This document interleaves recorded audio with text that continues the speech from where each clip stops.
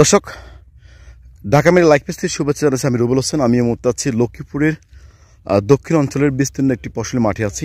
এটি সদর উপজেলা তারিগঞ্জ ইউনিয়নের ৯ নম্বর ওয়ার্ড চরউবতী। আপনাদেরকে দেখাচ্ছি আমি দুটি বয়া।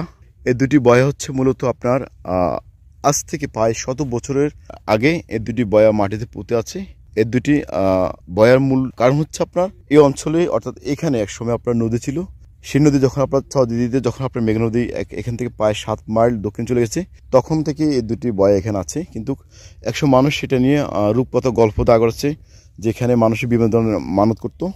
মানুষের অনেক কুসংস্কার রটেছে এসব অঞ্চলে। কিন্তু যখন আমাদের দেশে আধুনিকতা চলাচল হচ্ছে, তখন বলছে না, এগুলো সব সম্পূর্ণ কুসংস্কার। যখন মানুষ এটা নিয়ে গবেষণা করছে, বা আমাদের বেশিরভাগ আমাদের সিনিয়র সাংবাদিক আছে সানুল্লাহ সানু, তখন তিনি জানিয়েছেন মূলত এই দুটি বয়া হচ্ছে মূলত নদী থাকাতে যে নদীর যে নৌ চলাচল করতো, ট্রলার, লঞ্চ বা আপনার বিভিন্ন নির্দেশের জন্য মূলত এই দুটি বয়া ব্যবহার করা হতো।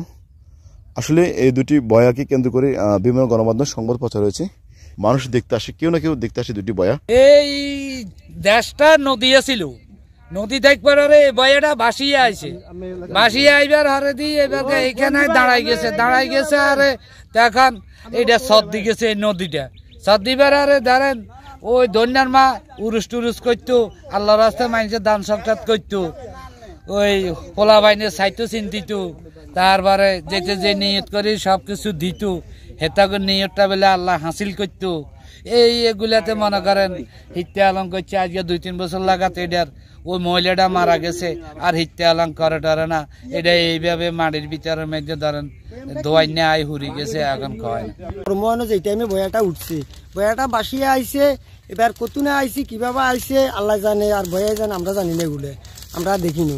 আঙ্গ মুরব্বীরা কইতো যে বয়াটা এখানে উঠার পরে নদী ছিল, আর তখন এই বয়াটা বসার পরে বলে এটা আমরা সর্দি গেছে, নদীটা সর্দি গেছে। সর্দি যাবার পরে এখানে উরুস টুরুস মাহফিল টাবিল করতো, অনেক দূর দূরে মানুষ সকলে আইতো, চাইতো চিন্তিতে। এখনো এখনো অনেক লোক আইয়ে, মনে হয় কাল পরশুও হুন্ডা টুন্ডালেও অনেক লোক আইছে।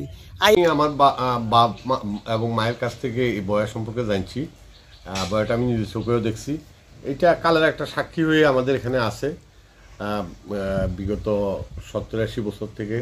আমার একটাই দাবি, সেটা হচ্ছে যে এই একটা কালের সাক্ষী হিসাবে পরবর্তী প্রজন্মের জন্য এই বয়াটা সংরক্ষণ করে যদি সরকার এটাকে সংরক্ষণের আওতায় নেয়, তাহলে পরবর্তী প্রজন্ম এই চর, মেঘনা নদীর চর, বয়া, এই সমস্ত বিষয়ে জানতে পারবে, এবং এটা একটা কালের সাক্ষী আমি মনে করি।